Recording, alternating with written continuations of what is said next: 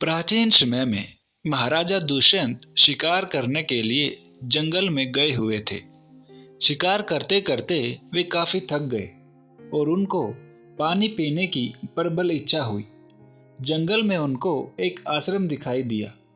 पानी पीने के लिए वे आश्रम में चले गए। वह आश्रम महर्षि कणव का था। आश्रम में जाने पर महाराजा दुष्यंत का स्वागत बहुत ही धूमधाम से हुआ। आश्रम में महाराजा दुष्यंत की नज़र पास में खड़ी शकुंतला पर गई। शकुंतला को देखकर महाराजा दुष्यंत मंत्रमुग्ध हो गए और शकुंतला से एक ही नज़र में प्रेम करने लगे। शकुंतला उस समय पेड़ों को पानी दे रही थी। तभी उसने देखा कि कोई मेहमान आया है। उसके बाद शकुंतला ने पेड़ों को पानी देना बंद किया और एक पात्र में जल लेकर वह महाराजा दुष्यंत के पास गई और कहने लगी, आप जल को ग्रहण कीजिए और फल खाइए। मेरे पिताजी महर्षि कणव शांति पाठ के लिए बाहर गए हुए हैं। महाराजा दुष्यंत ने शकुंतला से कहा कि तुमको देखकर ऐसा तो नहीं लगता है कि तुम किसी ऋषि मुनि की बेटी हो। तब शकुंतला ने महाराजा दुष्यंत से कहा कि आप ठीक कह रहे हैं। ऐसी ही धार्मिक और पौराणिक कहानियाँ सुनने के लिए हमारे इस चैनल को सब्सक्राइब जरूर करें और इस वीडियो को लाइक करना ना भूलें।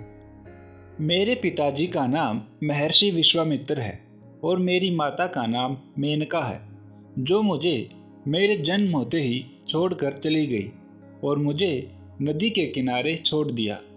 तभी वहाँ से महर्षि कणव जा रहे थे और उनकी नज़र मुझ पर पड़ी, जिसके बाद वह मुझे अपने साथ अपने घर ले आए और उन्होंने ही मेरा नाम शकुंतला रखा। मैं अपना पिता उन्हीं को मानती हूँ। जिसके बाद महाराजा दुष्यंत ने शकुंतला से कहा कि मैं तुम्हारी सुंदरता को देखकर मंत्रमुग्ध हो गया हूँ। क्या तुम मुझसे विवाह करोगी और मेरे राज्य की रानी बनोगी? जिसके बाद शकुंतला ने कहा कि मेरे पिताजी को आ जाने दीजिए, लेकिन महाराजा दुष्यंत बिल्कुल भी प्रतीक्षा करने के लिए तैयार नहीं थे। शकुंतला भी महाराजा दुष्यंत को देखकर बहुत मंत्रमुग्ध हो गई थी। शकुंतला भी मन ही मन राजा दुष्यंत से प्रेम करने लगी थी। तभी शकुंतला ने मन ही मन सोचा कि जिससे दिल प्रेम करने के लिए बोल रहा है और जिसकी ओर दिल आकर्षित हो रहा है, उससे विवाह कर लेना चाहिए। वो शकुंतला महाराजा दुष्यंत के साथ विवाह करने के लिए तैयार हो गई। जिसके बाद राजा दुष्यंत और शकुंतला का विवाह गंधर्व रीति रिवाज से हुआ और फिर राजा दुष्यंत आश्रम में कुछ दिन तक रहे और उसके बाद शकुंतला को अपनी अंगूठी देकर अपने राज्य में चले गई। जाते जाते महाराजा दुष्यंत शकुंतला को यह वचन देकर गए कि वह जल्द ही पूरे रीति रिवाज से विवाह करके अपने राजमहल ले जाएंगे। एक दिन शकुंतला अपने पति महाराजा दुष्यंत के ख्याल में खोई हुई थी। तभी वहां आश्रम में ऋषि दुर्वासा आ गए, लेकिन शकुंतला अपने ख्यालों में इतनी मस्त थी कि ऋषि दुर्वासा के आने का उसे पता नहीं लगा।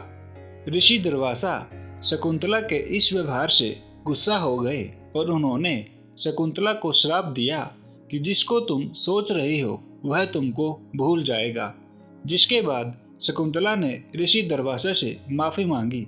जिसके बाद ऋषि दुर्वासा ने कहा कि जब तुम अपने पति को उनकी दी हुई कोई भी स्मृति दिखाओगी तो उसको दोबारा से सब कुछ याद आ जाएगा।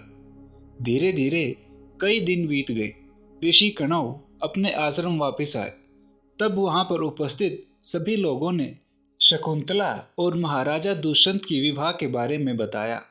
यह सुनकर ऋषि कणव बहुत प्रसन्न हो गए, लेकिन ऋषि कणव ने कहा कि शादीशुदा स्त्री को अपने आश्रम में रखना उचित नहीं है। जिसके लिए उन्होंने अपने 2 सेवकों को और अपनी बेटी शकुंतला को महाराजा दुष्यंत के महल में जाने का आदेश दिया। जिसके बाद महर्षि कणव के दोनों सेवक और शकुंतला महाराजा दुष्यंत के महल में पहुंच गए। महल में पहुंचकर सेवकों ने कहा कि महाराज, आपकी सभी मनोकामनाएं पूर्ण हो। आपका विवाह महर्षि कणव की बेटी शकुंतला से हुआ है और आपने यह विवाह गंधर्व रीति रिवाज से किया था। आप अपनी धर्मपत्नी को स्वीकार करें और हम लोगों को जाने की आज्ञा दें। ऋषि दुर्वासा के दिए हुए श्राप के कारण महाराजा दुष्यंत सब कुछ भूल चुके थे।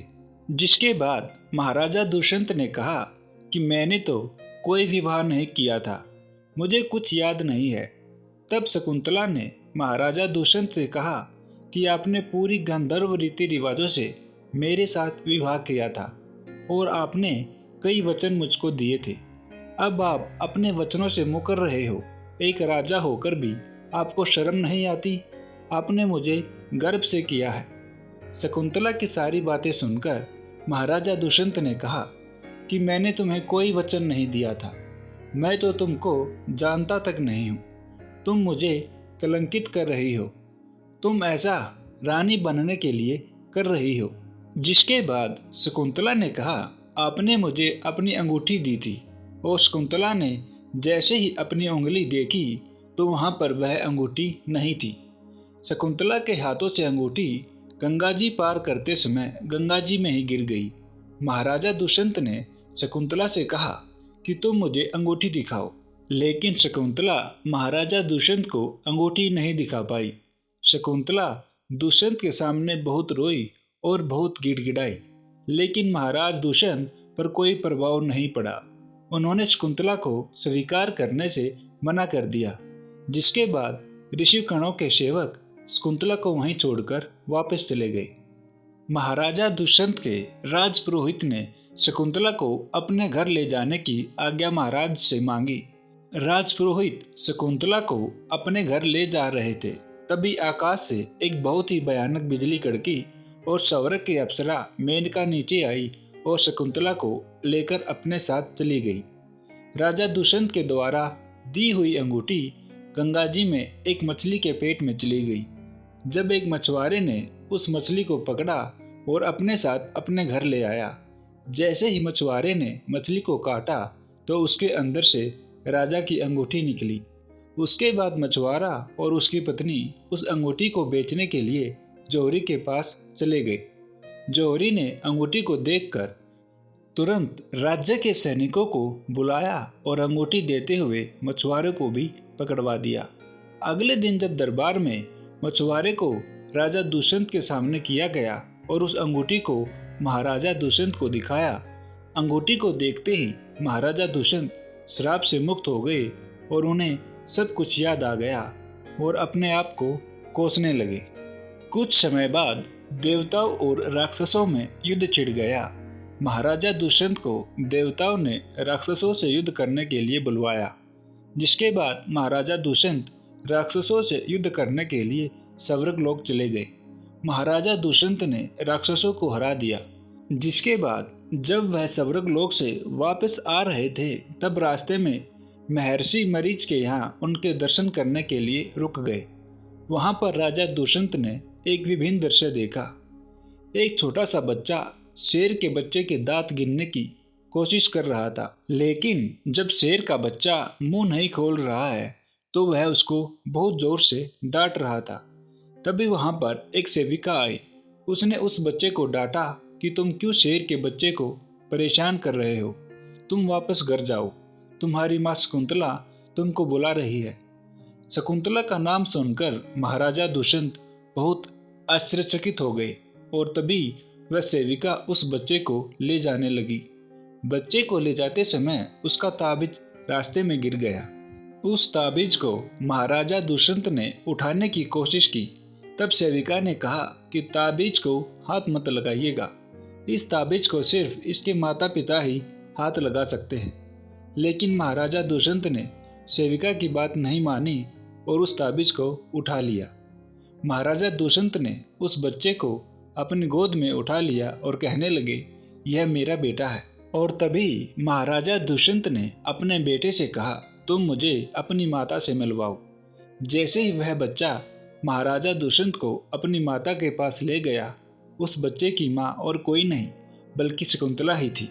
शकुंतला ने जैसे वहाँ राजा दुष्यंत को देखा तो वह प्रसन्न हो गई और तभी राजा दुष्यंत ने शकुंतला से माफ़ी मांगी और अपने बच्चे और शकुंतला को लेकर वापस अपने राज्य चले गए और वहाँ खुशी खुशी अपना जीवन व्यतीत करने लगे। तो दोस्तों, यह थी कहानी महाराजा दुष्यंत और शकुंतला की। दोस्तों, उम्मीद करते हैं आपको यह कहानी जरूर पसंद आई होगी।